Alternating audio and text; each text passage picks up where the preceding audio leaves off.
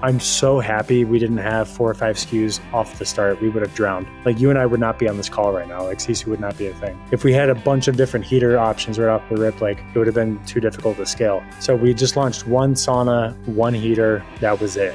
And it was the best thing that we could have done because it let us be able to really understand the manufacturing, how to market, how to build a brand, how to build trust, and how to be able to refine.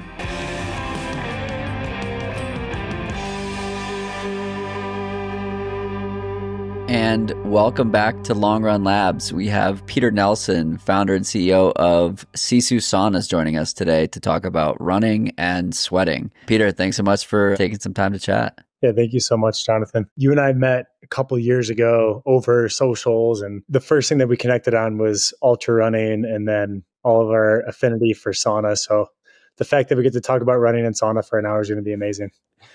I love it. So the first question on this podcast is always a tough one to sort of set the stage. And that question is, who is Peter? Yeah, so I am a 30-year-old entrepreneur and family man, an athlete out of Cleveland, Ohio. I'm one of 3. My parents have been married for 35 years, and I grew up here in Cleveland in a suburb of Cleveland called Lakewood, Ohio, and then didn't move far. We now have 2 kids with a third on the way. We live in Avon Lake. My wife and I have been married for 7 years, and I got the entrepreneurial bug very, very early on in my life. In fact, my first entrepreneurial endeavor was selling paper footballs for 25 cents a piece at school lunch growing up. And then I was a basketball player, got into the Army in college. That paid my way for school, and I met my wife the very first day when I transferred schools after my freshman year. Asked to be my girlfriend the first day. And then from there, that led into my life. I thought was going to go one direction. I thought I was going to have a 20-year career in the Army. And then instead, God had different plans. And I got medically enrolled from the Army, went into training, so personal training. And then I managed a gym, owned a gym. And that's when I found sauna. And through that process, ended up buying a sauna for our home. We started drop shipping as kind of like a side hustle to the manufacturer that we bought off of. And that's where we really experienced everything of what not to do in the sauna space when you're trying to like run a business. And that's what encouraged us to really flip the script and create our own company and sauna company layered around quality, simplicity, and trust. And so we launched in August of 2022 and just been a blessing ever since. It's been 3 years as of August 1. And we've learned so much ever since then. And getting to chat with guys like you has been just one of like the few blessings that we always like really covet, and just really, really excited to see where we're going to take this company. I love it. Yeah, when I think I was first introduced to SISU by Eric Hinman and saw his sauna and sweat in his sauna. And I was like, wow, I'm absolutely cooked. And then we met and I was like, these guys are definitely onto something. And I was having a conversation with the CEO of a company I'm consulting with. And we're talking about just like how there are so many choices these days and there's so much noise. And so many decisions come down to people. And I want to buy things from good people. I want to buy things from companies. I don't want to buy things from meta ads, right? I want to connect with the people behind the brand. I want to hear the story behind the brand. And candidly, that's why I have this podcast, because I like unpacking somebody's why and understanding what makes them tick and why they've done something. So like I asked that question at the beginning to really understand who you are and what you care about. You care about family, you care about, good people and sweating and activity, right? And like, that's what you care most about. I had this conversation with Alex Mather, the CEO of Eternal, and within like 2 minutes, he was telling me about how he got into running because his mom was a runner. And then she got sick and she basically passed the torch to him and his siblings to carry it forward. I was like, holy shit, I totally understand why you made this company that is designed to help people live better and live healthy. Like, it's not just a purely capitalistic intention of I want to make a bunch of money because there's an opportunity in the space. It's like I have this thing that I want to do and there's a mission behind it. And so very long ramble as to why I ask a question that seems like super simple and straightforward, but it's like, anyway, it leads to the humanization and leads into a conversation on the human side. Yeah, certainly. I think especially like when you look at brands and differentiating brands these days, a lot of brands really create something out of nothing to be able to have like an established brand presence, but you could really sift through that when you start looking at like who founded the brand, like what's their actual intention and motive behind each product. Like Is there a personality around the brand? Is there, for us, like there's a large philanthropic part of the brand. Like when the company profits, we're able to give even more through our SISU Impact program. Like, for example, today we had the Drake Passage or the Drake Cold Plunge, which is named after the Drake Passage. Like that whole narrative is based around my father's and I's ultra marathon down in Antarctica 2 years ago. And like the name the Drake comes from us honestly having probably one of the most memorable experiences ripping through 30-foot waves for 2 straight days on a boat. And we're like, this was the most nauseating experience, but it was hard. And then the next day you show up, you're all drugged up from the Dramamine, scopolamine from the seasickness, and you have to run an ultra. And it's like, it's just when you experience that, it's like, man, how can we get more people to experience what we felt? And so like the cold plunge comes from that exact mantra and that exact ethos of like, hey, like life isn't supposed to be easy, but through the hard things we thrive. And so that's what we're really galvanizing SISU around. It's through grit and that type 2 fun and doing hard things. And then through that, we create community. We create this kind of contagious sensation of like always wanting to be able to succeed no matter what it is. And so that's what SISU really means to us is grit and pushing through in the face of adversity. So let's dial it back a little bit and talk about you getting into ultra running, which leads you into this grit and adversity and ability to choose optional suffering. Like when did running and specifically ultra running enter your life? So I was 17 years old and my dad was 48 and he had just recently quit smoking at 48. He smoked for 30 years. And he was looking for a positive addiction to swap into. And he got into 5Ks and then 10Ks. And he was always a really good runner, like running sub 20-minute 5Ks and even while smoking. And then he got into his first half and he's like, well, what's harder than a half, a marathon? And then, well, what's harder than a marathon? And he found out about 50Ks and then 50 milers. Well, his first ever 50K, he invited me on, and it was actually on my birthday. And he's like, there's this 50K, it's about 31 miles. I'm thinking like, okay, like the longest I had ran prior was 6 miles and it was straight on like sidewalk along the coastline of Lake Erie. He's like, I really want you to do this with me. So we showed up, we towed the line, and I remember halfway through 16 miles in, I looked at my dad and I sat at the halfway point aid station with my head in my hands. Like, I can't go one more step. Like, this hurts so bad and it's so hot and I'm just overheating. I'd never felt this way in my life. And my dad looked down at me and he's like, you're going to let a 48-year-old beat you, huh? And that was all I needed to know. So I got back up. I chugged as much Sprite and whatever pop they had at that aid station and got back down the trail, made it back to finish the second loop, and then willed myself through the third loop. And I'll never forget that sense of just emotion at the end of finishing this 50K and being able to do so alongside my dad. I cried and I was like, I can't believe like we're capable of doing something like this. And my dad drove home. I was knocked out sleeping the entire way back. It was like a 3-4 hour drive. When we got home, I was doing that first time ultra limp into the house. I sat down on the couch and I'm like, I got to do that again. Like there's so many things I did not do well. I didn't know what electrolytes were. I didn't know that you were really supposed to eat. I was just kind of fed to the wolves.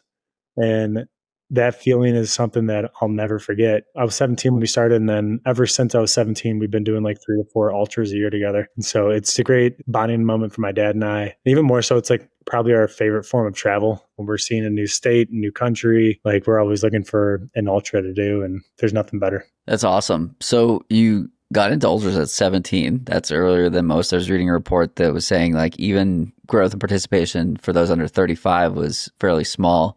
So you were half that age and getting after it. What has that led to? Like what sort of foundation has that built for you physically and more so perhaps mentally? Definitely speaking on the mental part, I found that ultra running teaches you how to compartmentalize well beyond just running. So even in like today, like I had 5 miles plus strides after. Like it was really, really hot. But in my mind, I'm like, all right, just get 2.5 miles out. All right, 2.5 miles back. You're not thinking about it in a grandeur of 5. Like earlier this year, did rim to rim to rim. I'm not thinking about going from the south rim to the north rim and back every time. I'm thinking about just getting down to Phantom Ranch, then to Manzanita, and then to the top of the north rim. And you're just breaking these things up. And so that application actually happened early from my physical part to mental.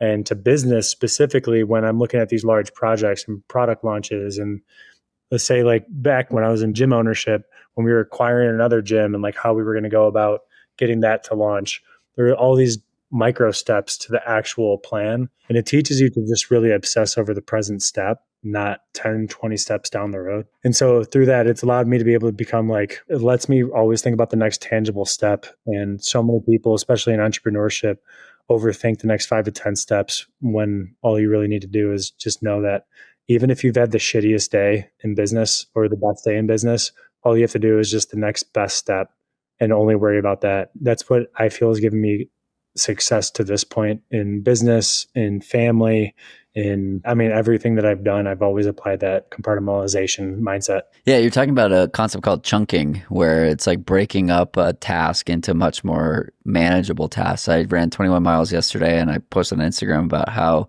I ran 6 miles out, 6 miles back, 4.25 out, 4.25 back. Somehow it equaled 21. My math was a little off, but it's so different than being like, yeah, I'm going to go run for 3 hours. And I never felt like I was, doing a long stretch, right? And whether it's out on a dirt road outside of Denver, or it's in the Grand Canyon, or it's, a business plan, like breaking things up into these meaningful and manageable steps. Eventually you still have to do everything, but the path may change as you're getting after it. You might need to do more, you might need to do less, or there are things that pop up that you aren't accounting for at the onset. It's just like it's a parallel between endurance and business that I just love so much. Yeah, I completely agree. And it's cool, like getting to pick my dad's brain. Now he's like 62 years old. He went through a really nasty cancer and stroke about 2 years ago or so. And you could tell that his mental state, like obviously if anybody that's going through something like that's going to be challenged significantly, and especially more so mentally. But he applied that same chunking method to that. He's like, all right, all I need to do is just worry about being able to take my first step. So he did it on a treadmill. And then he's like, all right, I'm going to do 1 minute today. And then tomorrow I'm going to do a minute and a half. The next time I'm going to do 2 minutes. And eventually, like, you do that long enough that you don't have to do it assisted on a treadmill. Now you're doing it out on the sidewalk. And then next thing you know, it was so crazy. Within 4 months of him relearning how to walk, he ran 40 miles. Wow. It's all through chunking. So it's really, really incredible, like what the human mind is capable of if you're able to break it down into small bite-sized chunks that are actually tangible, that you know that you can make progress on. Totally. Okay, so let's kick over to the business side of things. Talk me through a little bit more about your journey there. I know you've started a nonprofit, Hell on Hogsback. You operate a race as a fundraiser, and you've owned gyms, and then eventually you started SISU. What led you to SISU? And I know you talked about drop shipping saunas along the way. Yeah, so actually the way that SISU is comprised now, and as people know SISU, that was actually devised on a trail run. It was an early morning headlamp, like single track trail run. And we kind of like put our head up in the clouds and just were like, all right, if we were to rewrite the playbook on our current sauna business and sauna in general in the industry, like how would we want to comprise it? And what we eventually settled on was, all right, perfect world scenario is a US source, US made, Amish handcrafted sauna company with fast lead times and ripping hot heaters with a really trusted warranty and a trusted backing and an easy add to cart. And so we're like, all right, super simple business with quality, layered, and trust. Like those are the three tenets that we need to layer in with SISU. And when we launched in August of 2022, we launched one sauna, and it was the Edwin barrel, our 6-person barrel sauna. That thing cranks. It's very hot, very hot. From there, we went that Black Friday. One of our local friends here in Cleveland wanted a 2-person barrel sauna. So we're like, we could probably create one. And then we saw it and we're like, wow, this actually might be a really cool product. So we launched Black Friday 2022, the Eddie barrel, the little brother to the Eddie, or to the Edwin. And then we just let those sit for a while. And then it wasn't until August of last year we launched the Crew and the Charlie cabin saunas, which are so hot, but are just super aesthetically like modern, natural, square shaped. We became a 4 SKU company. It's so funny. I still have the note of what I wanted SISU to look and feel like from the very beginning before we ever launched what people see. Originally, it was like we were going to go out and install everything. We were going to try to do like 10 sales a month. We were going to have, I don't know, like 5 to 6 different SKUs right off the rip with multiple heaters. And even though like from that side, it still seems somewhat simple. I'm so happy we didn't have 4 or 5 SKUs off the start. We would have drowned. Like you and I would not be on this call right now. Like SISU would not be a thing. If we had a bunch of different heater options right off the rip, like it would have been too difficult to scale. So we just launched one sauna, one heater. That was it. And it was the best thing that we could have done because it let us be able to really understand the manufacturing, how to market, how to build a brand, how to build trust, and how to be able to refine. The beauty of our business is that it's a wood product. So like if we ever need to make a change on something, we make it on the next product. It's not like a mold or something where you invest $100,000, $200,000 into a mold and then you have to do another one because you want to make this subtle change. So let us be able to start off really simple with limited capital. Like it's been bootstrapped since the start. We injected enough from the drop shipping business to be able to fund 4 saunas worth. And then we just reinvested back in to be able to help grow the business and bring it into what it is now. Can you talk more about the consolidation or the focus, right? I think people become obsessed with having an option for everyone and having many different heaters or many different SKUs or many different things. And you made the intentional decision to offer one thing at launch and you either buy it or you don't buy it. There's a lesson in that and I want to know more. How did you get there? And did you need to convince anyone that that was the path? It was interesting. With the founding team, if you will, we had 4 of us. None of us really thought early on that having 3 or 4 SKUs would be difficult. But as we were starting to get closer and closer to like our goal launch date, we knew that we had one really, really good 7-foot diameter barrel sauna, but that it felt too big. And that we were like, all right, well, the 7-foot diameter barrel sauna seems right, but it's probably too big, too much material, too high of cost. Maybe we could create like a 6-foot version that still allows for everything that we want, but at the right price. And it let us be able to like understand and like refine. And once we started to refine that first barrel sauna and we're looking at those list of other SKUs and other heaters that we wanted to test and implement, we realized that for us to really get this thing off the ground the way that we wanted, it was going to have to take a ton more time to be able to launch a multi-SKU, multi-variant sauna company. And that into itself, it kind of inflicted a little bit of a fear, to be honest with you, because there was a lot of time upfront just on this first barrel sauna. There's a lot of complexity in the manufacturing capabilities, a lot of material purchases upfront, a lot of different types of materials, different types of inventory. And it eventually puts you in a position to where, because it was so complex for me as a business owner, I knew that if it was complex for me, it would be complex for the customer. And that's why, like, when we launched one SKU, it made me really understand and appreciate the simplicity of one and understanding one thing and refining one thing. And also knowing that because we don't have a ton of, because it was bootstrapped, we're not trying to make money for somebody else. So we could go at our own pace and invest our own time into this business as fast as we want or as slow as we want to make things right. And really, like, it boiled down to like, let's understand and learn from this first product and customer and how we want to market and figure out like what works great and what doesn't, and then implement on a potential second product when the time's right. When we launched the Eddie barrel, that 2-person barrel, we never thought of the 2-person barrel when we were first conceiving the business. Like, that came just from listening to the customer. And so a lot of like product dev and product offerings really came from feedback and really understanding the customer more. I love it. Yeah, it's like, who are you creating for? Is it somebody who is asking for it? Is it a dream you have? I want to know more about the industry itself, right? So 2022, you've been probably working on this for a couple of years prior. Sauna use became really popular over the last 5 years. It's always been popular in Scandinavian countries and out west. And I just want to know, like, why sauna, and talk about like the amplification from people like Andrew Huberman and Dr. Soderbergh, like these people who are like talking about the benefits of hot and cold therapy and what it's done for the industry and the ability to operate in the space. What's interesting is that in Europe, honestly, majority of your Scandinavian countries, like you said, it's primarily Finland too, the birthplace of sauna. They've been doing sauna for decades and hundreds of years, honestly. And it's the way that they meet. It's the way that they break bread. They do it multiple times a day. Most homes have more than one sauna, if not 3 saunas. For every 2 people in Finland, there's 1 sauna. So if you're a family of 6, you got an indoor sauna, outdoor sauna, and potentially a smoke sauna. That's just normal to them. But what's interesting in the United States, and I really think COVID was a large catalyst for this, is people obviously look themselves in the mirror health wise and are starting to understand like, all right, if I'm going to want to live a long, fulfilling, quality driven life, I have to be healthy. I have to move. And the number one thing that sauna does better than anybody, or that's better than any other product, in my opinion, beyond just cardiovascular health benefits, is building community. And people are finding themselves in a time during COVID where there's a lot of solitude, a lot of like me centric, very like just, solo endeavors, and people want to get back to this community driven environment.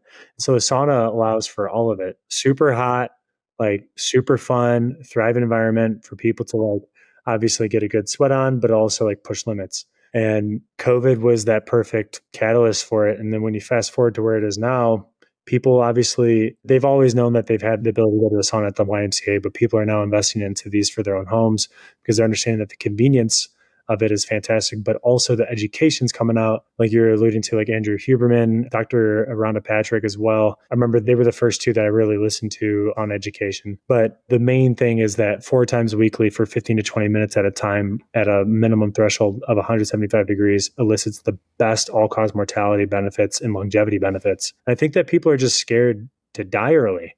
Speaking from experience now, like with my father at 60 having like a very large health scare, I'm like, man, I don't want my life to end at 60. Like, what can I do to be able to push on these early aging factors and variables that, could kill people early? Like, I don't want that. So for me to live a quality driven, fulfilling life that's really rooted through activity, family, health, and being able to do so in the sauna daily is low hanging fruit for not just myself, but really what we want people in the United States to feel. And that's the energy of community and doing so at your own home and doing so through sauna cold plunge. And I do want to say, very last thing with this is Dr. Rhonda Patrick really alludes to this, is that sauna therapy is so good, but it is an exercise mimetic. So like, I think people in the United States always think like, all right, I just want minimum effective dose for everything. Like, what's the least amount of energy I could do to get my intended outcome? And sauna, like, yes, there's a minimum effective dose for longevity, but really, like, you need to still be working out. You need to still be lifting. You need to still be running. But when you layer in the sauna, it just amplifies everything. Yeah, I love all of the data on the use of sauna, and it's dose dependent, right? The more you do it, the better it works. It is a stress. So if you're, running 5, 6, 7 days a week, you will be stress limited with it, and you shouldn't do it 7 days a week. But the science suggests that 4 times versus 2, purely from a health standpoint, is in fact better. And so you've referenced the minimum temperature. It's, I think, 80 Celsius or 175 Fahrenheit for 20 or so minutes. I spoke with a guy named Andrew Hauser who ran do you know Andrew? I know him through social media. So yeah. So he was player health performance director with the Dodgers and Braves. And he worked with, I can't remember if it was Stacy Sims or someone on sauna protocols, but he was basically like, oh, and by the way, it's kind of like you got to suffer and then wait a couple more minutes and then you've hit the sweet spot. But he also talked about the getting out of the sauna and then getting back in. So letting your body do its cooling and bring you back down, and then hit it again with that heat stimulus. So there are a bunch of different things you can do, obviously, to elicit an even stronger response. But I just love it for everything you said, but the community aspect in particular. I've had a sauna since March of 2022, and my Strava tells me that I use it on average 52 minutes a week, and I've been doing that for 3 years. So it's like 2.5 sessions a week. And I guess half the time I'm in there with somebody else, whether it's Kate, my partner, or friends that come over. And it's just fun, right? It's like, it's uncomfortable, but it's fun. And it's a good excuse to congregate. And here in Colorado in the summer, it's so damn hot that, you're also getting the benefit of heat exposure. And I just remember explicitly, I was coming back from COVID in the summer of 23, I think. And so I wasn't doing a lot of running, but I was doing sauna because there's some established benefit related to illnesses and flushing toxins out and all this stuff. And so I was doing sauna pretty consistently. And my first run back, it was like 97 degrees. And I was like, no big deal.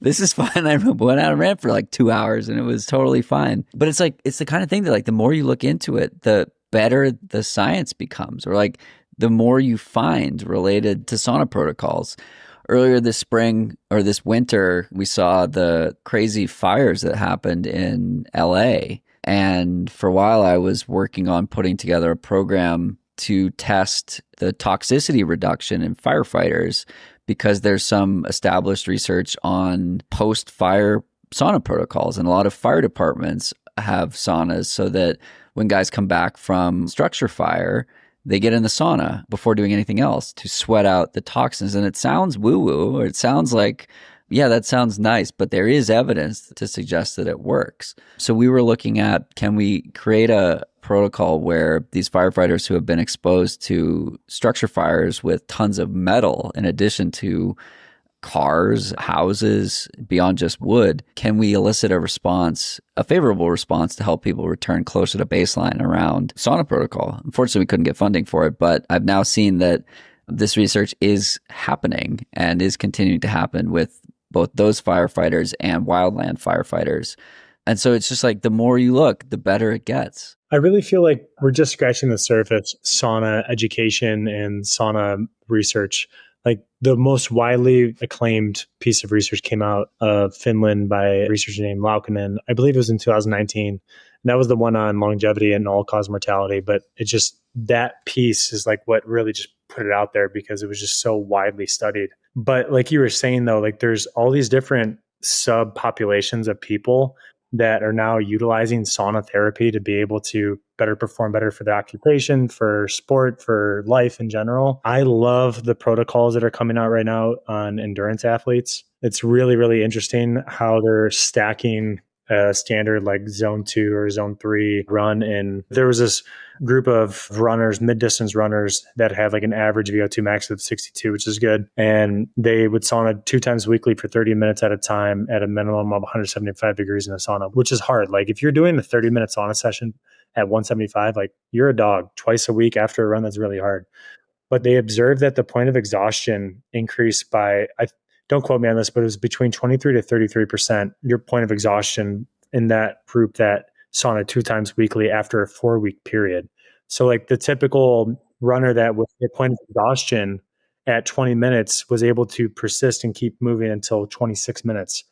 It was incredible math. Now, granted, like the group was small that they studied, but the research on this, it's really, really fascinating, and how people are pairing it with their strength training, with their running, going for specific outcomes with growth hormone, VO2 max, Alzheimer's, dementia, like all these different types of sub pockets of benefit. Sauna is really becoming a catch-all, and it's exciting to see how the mechanism being like true heat of that minimum threshold of 175 degrees is what people are starting to see. There hasn't been enough studies done on infrared sauna to show that it elicits all the same types of output and factors that we're obviously seeing in traditional sauna.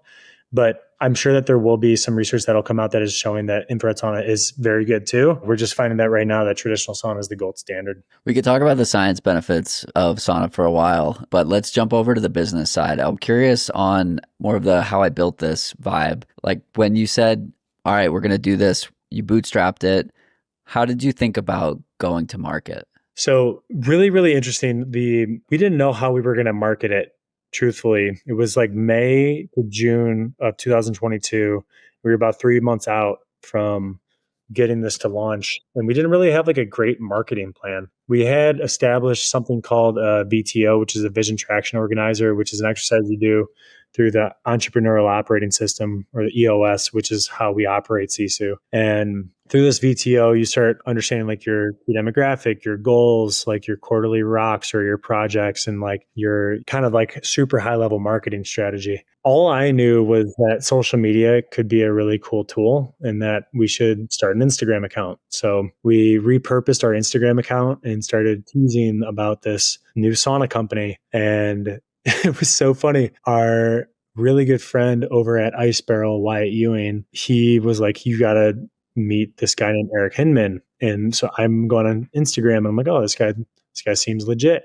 So we were on a call and Eric's like, I'm looking for a sauna. You know, I was looking for like a super large custom sauna. But honestly, I'd rather work with you and work with a founder that is in their early stages. I really enjoy working side by side and building a relationship with you. And Eric was actually the first brand awareness that we kind of had outside of just our local Cleveland market. Eric was the perfect fit for what SISU needed at that time because it introduced Denver and kind of the world to what SISU was through his platform. And then from there, as we were about 2 weeks out from launch, we started getting plugged into Power Monkey Fitness Camp through Eric. And then that kind of spiderwebbed into us meeting a guy named Neen Williams and Nick Bear and Sam Dancer, and then the CrossFit space. And it let us be able to understand how we wanted to market in a way to be able to really invoke trust through people that people genuinely trust. And that's how we really launched SISU from a marketing side, was like through the power of relationships. And I'm super grateful that we did it that way because it's now the backbone completely of how SISU still operates today. It's through building great relationships with our customers and then also our ambassadors. Talk to me more about how functionally that works. So the product is expensive, right? It ranges from $4,000 or $5,000 up to almost $10,000. So you're in a model where you don't necessarily need to pay people if there is a product exchange. And yeah, I'm just curious, like functionally, how you went about setting that up. And yeah, Eric is the perfect person for early stage go to market guidance. He has this massive audience of people who trust him. I had him on my podcast to talk, and I'm pretty sure that the majority of times I've been in a cold plunge has been at Eric's house because I felt like I was overheating from being in the sauna, and I sauna regularly. But like, he's talk about being a dog. Like, he's in there for 40 minutes at a time, and I'm like, dude, I cannot do this without cooling myself down. So I jump in his cold plunge. But yeah, functionally, what does it look like, and how are you measuring and sustaining that growth? It's super interesting. I think people in like a CPG space or, a different business model, I think that people like to make their ambassador programs and influencer programs very black and white. Like, all right, everybody needs to fit through the funnel this way. So which means that they're all going to get a free sauna, and then they're going to have to produce a bunch of, for us, like that'd be a free sauna and then a bunch of collateral. Like, it doesn't work that way for us. Like, we genuinely view every single relationship completely different because every single person brings something different to the table. So like the way that we approach our relationship with Eric is so much different than the way that we approach it with like Nick Bear. Is different than how we did with Cam Haynes, and then different how we did with Des Linden. And so each of these people that we've done a partnership with, whether that's through a product seeding or a discount or a small discount, but then with an affiliate code, like we just kind of meet people with like where the like SISU needs to be. And then also like where the athlete needs to be. Yeah, I know we worked together on introducing Gwen Jorgensen to the brand, and Gwen, with her Midwest roots, has always been a sauna fan. She had a sauna out in Portland, and she introduced me to that brand, and that's what I bought. It was before SISU existed, and then she moved out here, and she was like, hey, I need another sauna. Like, who should I work with? So send her your way. And it's cool to see just like how custom that partnership really is. I know Des Linden is a huge fan of heat training and the ability to get in the sauna. And she has a personal fascination around the mental benefits too, and cognitive health and whatnot. So it's really cool just how customized it is and how broadly applicable it can be for any type of athlete. It's super interesting too. I don't know if you read some of the research coming out on cold immersion with female athletes specifically, but I'm really curious to see how sauna therapy and the research that'll be done, so more on female demographic versus male. But what we're finding, at least in cold immersion, and I'd be curious to see how it works with like Gwen and Des, but the threshold for cold exposure is theoretically lower for females. So like they're saying that ideally between 45 to 55 degrees for females, and then guys between like 40 to 50 degrees. It's interesting because of obviously the physiology for a female versus a male and the hormone responses. But I'm curious to see how that works with sauna therapy as well, because, Gwen and Des are the best of the best. Like there's nobody higher in their respective sports than them. But it'll be interesting to see how the average mother of 3 at their house should cold plunge in sauna comparative to the male counterpart. And it'll just be interesting. I think that over the next 2 to 3 years, the different protocols and the different research that comes out, and I think it'll end up coming through, like the narrative will end up coming through these athletes like Des and like Gwen, to really push the narrative of like how to correctly train for hormone benefit, for longevity, but then also for performance it's hard to find that perfect intersection with all of those, because typically if you're training for performance, it's not necessarily longevity inducing. It's also not necessarily quality of life. There's a lot of different things that you're putting on the back burner if you're focused on trying to, qualify for Boston and win it. But it'll be interesting how all this research comes through. How do you balance the goals on the science side and research side with, like, it's a for-profit business, you're looking to grow the company. Where does SISU go from here? Super great question. And for SISU, that's obviously for us to lean in on what the research is coming out on is huge for our brand. We're not going to sell something that isn't backed by research.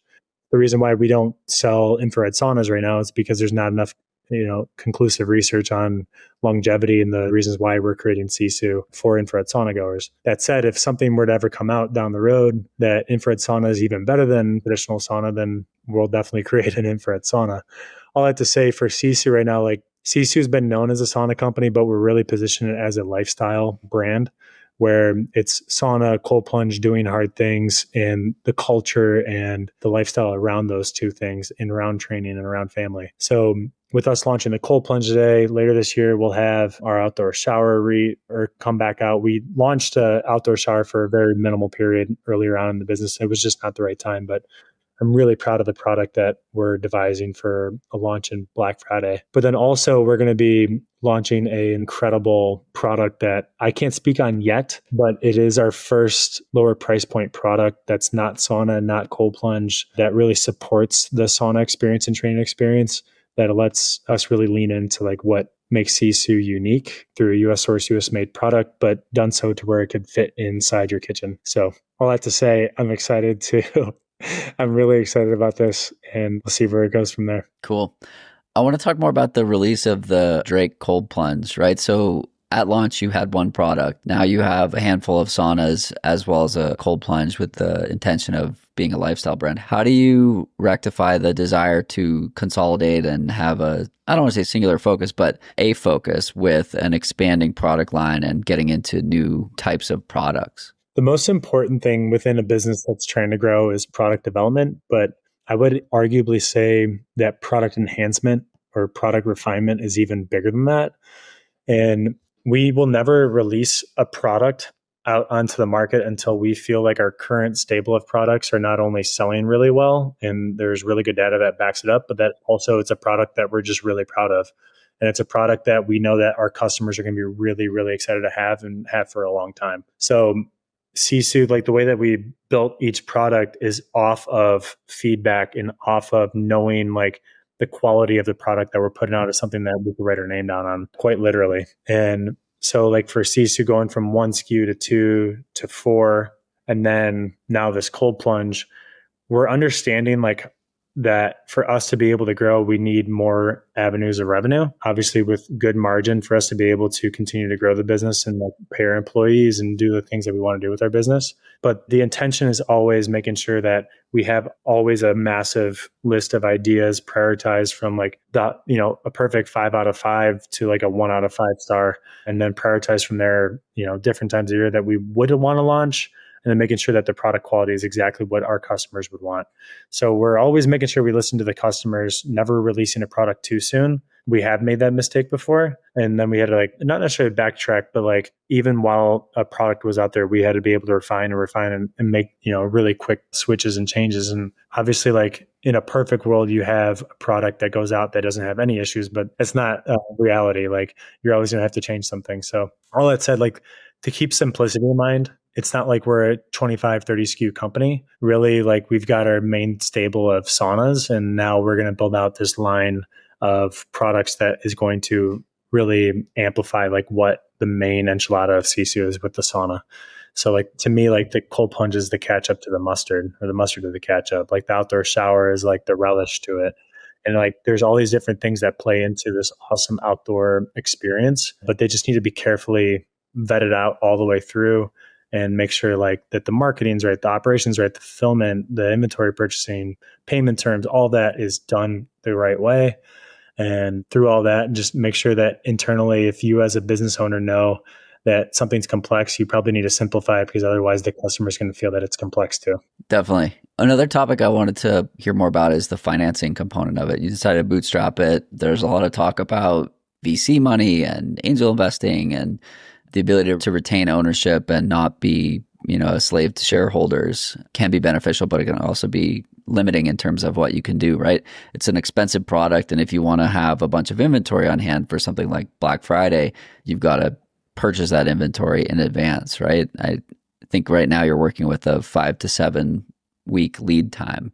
I'm not sure if that means you're buying the inventory as people are ordering it. I'm guessing not. But tell me more about the mechanics behind the capital side of the business and why you went that route versus taking investment. It's super interesting from our perspective. The way that we could best set our business up for success, our families up for success, and our employees is making sure that we operate in a way to where it's something called just-in-time inventory. So we will pre-purchase all the wood well in advance, but it's the heaters that really cost the most amount outside of just the raw lumber and the labor.